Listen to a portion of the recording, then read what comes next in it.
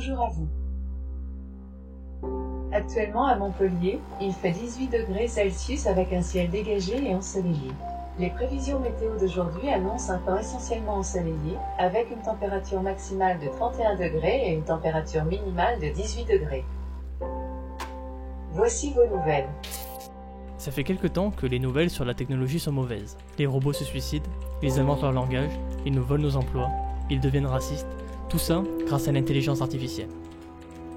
Aussi loin que je me souvienne, l'intelligence artificielle a toujours eu une mauvaise image. Il y a quelques années, j'étais tombé sur la vidéo d'un youtubeur cinéma. Ouais, y a un truc qui est fou, c'est qu'étant fan de SF du coup depuis des années et regardé du cinéma de science-fiction depuis des années, je comprends pas que ça nous dissuade pas de faire ces recherches. À l'époque, ça me faisait rire. Mais avec le recul, peut-être que le problème vient de là.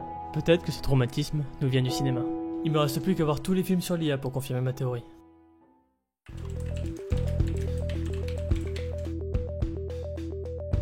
C'est pas mal, je vais en garder une dizaine, ça devrait suffire pour faire le tour des concepts.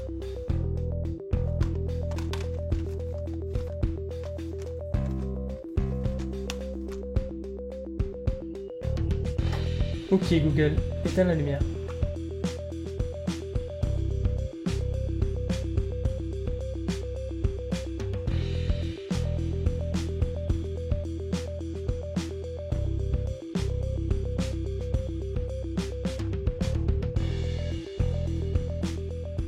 C'était très intéressant, mais il y a beaucoup de choses à voir. On commence avec 2001, l'Odyssée de l'espace de Stanley Kubrick. Le film est presque impossible à résumer, alors je vais me contenter de parler du rôle de l'IA. Le Discover One est un vaisseau entièrement piloté par HAL 9000, un robot réputé infaillible. Suite à une anomalie, les membres de l'équipage vont décider de le désactiver. HAL, qui a entendu leur conversation, va décider de tous les éliminer en coupant les caissons d'hibernation des membres endormis et en empêchant Bowman de rejoindre le vaisseau sur un dialogue glaçant. Do you read me, Hal? Affirmative, Dave. I read you. Open the pod bay doors, Hal. I'm sorry, Dave. I'm afraid I can't do that. What's the problem? I know that you and Frank were planning to disconnect me. And I'm afraid that's something I cannot allow to happen. Il y aurait beaucoup de concepts à aborder ici, mais on va commencer doucement. HAL est ce qu'on appelle une IA forte, douée de conscience.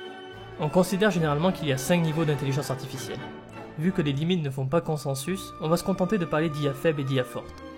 Les IA faibles, c'est ce qu'on connaît actuellement, capables de faire une action spécifique, parfois mieux qu'un humain, comme par exemple jouer aux échecs ou conduire une voiture, mais elle ne peut répondre qu'aux questions pour lesquelles elle a été programmée.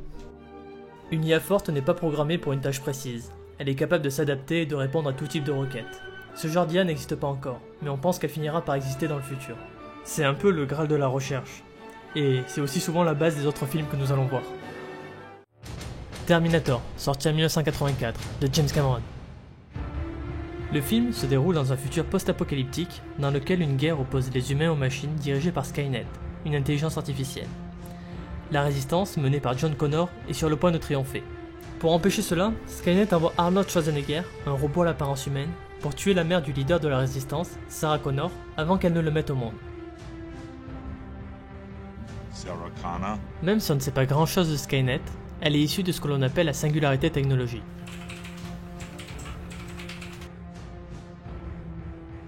D'après Wikipédia, la singularité technologique est l'hypothèse selon laquelle l'invention de l'intelligence artificielle déclencherait un emballement de la croissance technologique qui induirait des changements imprévisibles sur la société humaine. Le mot important ici est imprévisible. Il est totalement impossible de savoir quelle décision prendrait une telle entité. Si une intelligence artificielle arrive un jour à s'auto-améliorer de façon à être plus intelligente que l'ensemble des cerveaux de l'humanité réunis, on ne peut pas prédire le résultat. Si ça se trouve, elle arrivera à un tel stade d'intelligence qu'elle décidera, après de très longs calculs, que la seule solution qui lui reste est de se taper l'intégrale de Twilight en boucle jusqu'à que quelqu'un la débranche.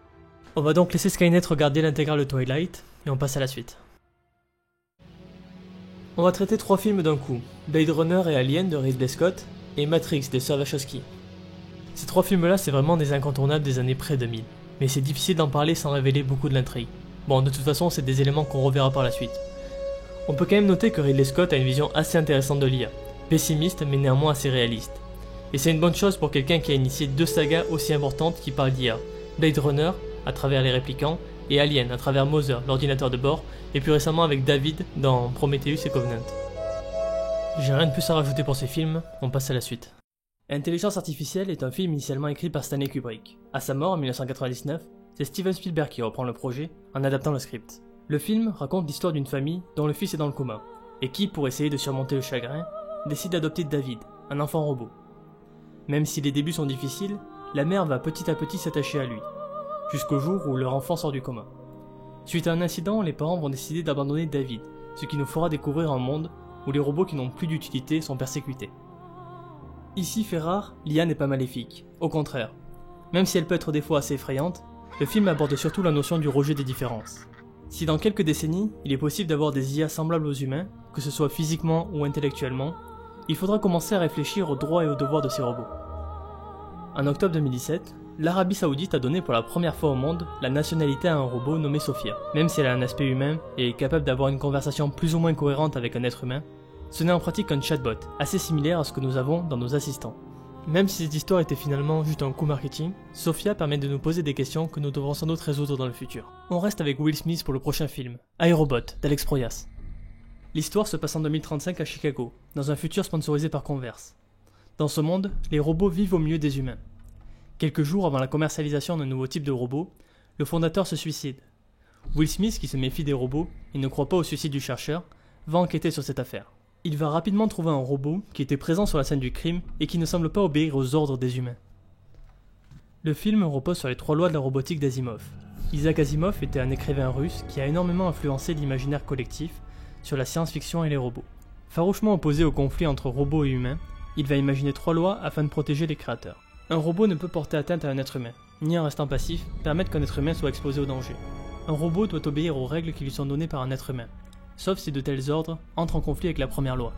Un robot doit protéger son existence, tant que cette protection n'entre pas en conflit avec la première ou la deuxième loi, auquel s'est ajoutée avec le temps une règle 0, afin de régler certains problèmes philosophiques. Un robot ne peut pas faire de mal à l'humanité, ni par son inaction, permettre que l'humanité soit blessée. Mais dans la pratique, est-ce que c'est applicable? Oui et non. C'est une bonne base qui semble assez logique, mais ce genre de règles sont difficiles à appliquer, et dans la pratique, rien n'oblige un développeur à suivre ces règles. Ce sont pour l'heure juste des règles de bon sens, qui serviront peut-être un jour de base à un projet de loi. On continue avec Her de Spike Jonze. Her raconte l'histoire d'un écrivain public qui vient de quitter sa femme. Alors très déprimé, il installe sur son ordinateur un système d'exploitation d'un nouveau type. Cet OS prend la forme d'un assistant vocal incarné par Scarlett Johansson, avec qui il va partager des moments de vie, jusqu'à établir une véritable relation amoureuse. J'ai rien à dire sur ce film, mais je le trouve génial, et je vous invite à le voir. En faisant quelques recherches, j'ai vu qu'il existait un jeu au Japon, Love Plus, une sorte de simulateur de couple dont certains joueurs, comme dans Her, finiraient par tomber réellement amoureux. Je trouve assez peu d'informations sur le sujet, donc c'est assez dur de dire si c'est un véritable phénomène ou juste des articles pour se moquer de personnes en manque de relations. Bref, on passe à la suite. Aïe aïe aïe, Transcendance de Wally Pfister. Dans ce film, Johnny Depp joue le rôle d'un scientifique, Will Caster, faisant des recherches dans le but de développer un ordinateur sensible. Lors d'une conférence, il se fait tirer dessus par un membre d'un groupe révolutionnaire anti-technologie qui organise au même moment des attentats dans plusieurs labos de recherche. Will survit à cette attaque, mais la balle était radioactive, ce qui lui laisse quelques semaines à vivre.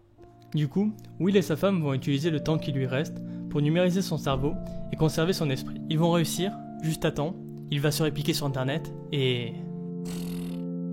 C'est le cas typique de film qui confond deux notions, l'intelligence artificielle et la magie, mais on peut quand même conserver une notion. La cartographie du cerveau est un véritable sujet d'étude. C'est ce que l'on appelle l'interface cerveau-machine. Dans le futur, elles permettront aux handicapés moteurs de retrouver l'usage de leurs membres à l'aide d'assistance électrique, de contrôler des appareils à distance, juste avec la pensée, et même pourquoi pas, comme dans le film, numériser un cerveau humain. En faisant des recherches, je suis tombé sur un projet assez étonnant. OpenWorm est un projet ayant pour but de numériser le cerveau d'un ver microscopique. Ce ver a l'avantage de n'avoir que 302 neurones. Le faible nombre de neurones permet de les créer individuellement, avec leur liaison, et ainsi reproduire le cerveau de l'individu. Et ils ont réussi. En novembre 2014, ils sortaient cette vidéo.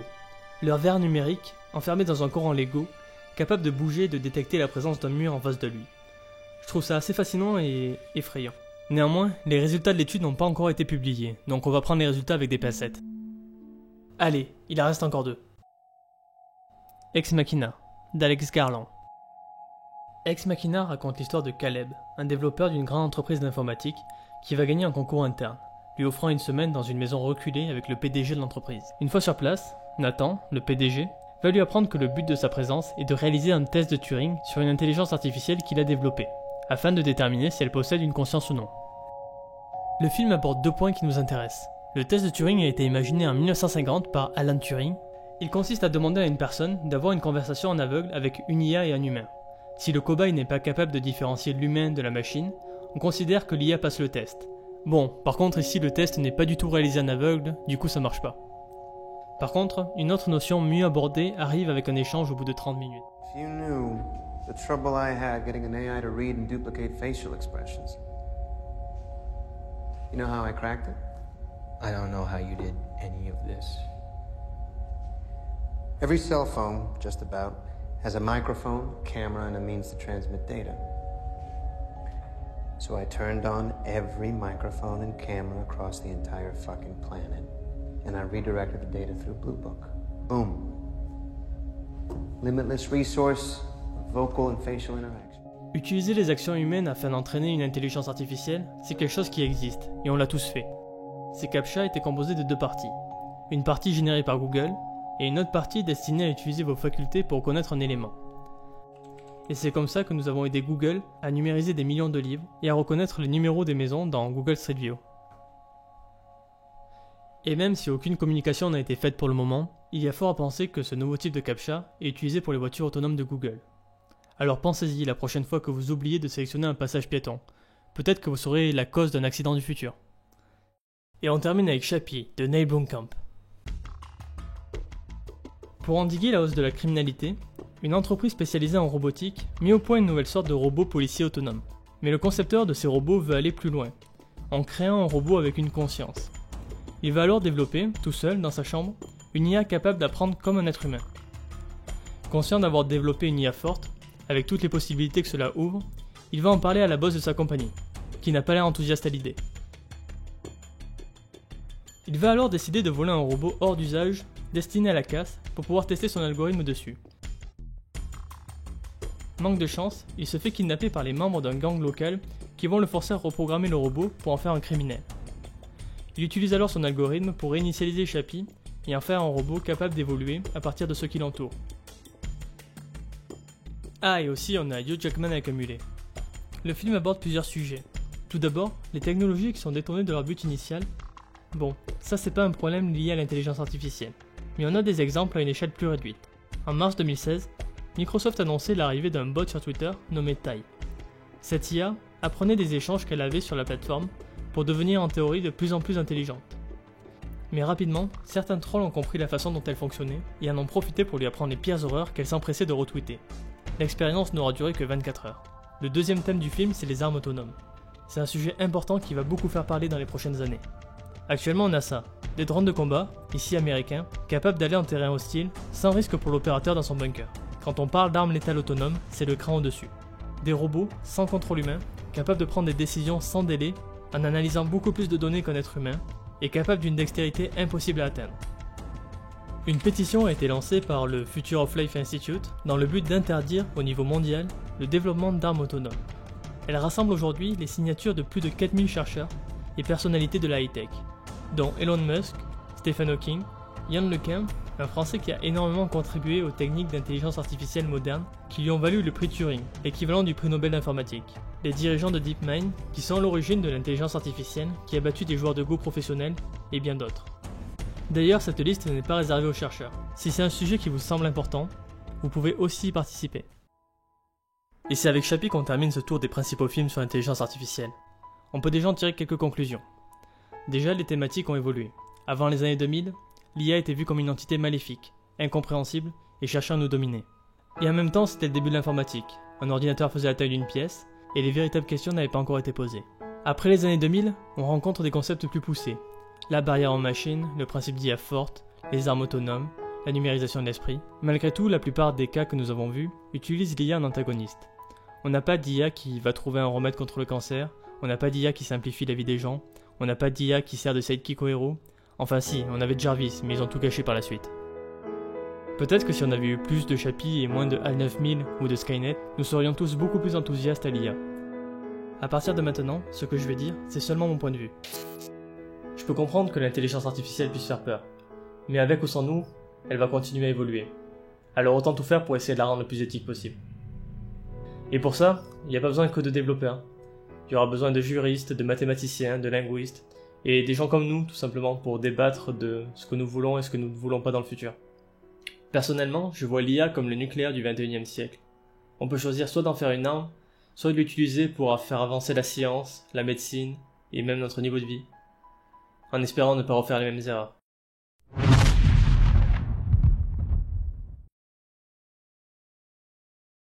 Allô, allô, monsieur l'ordinateur.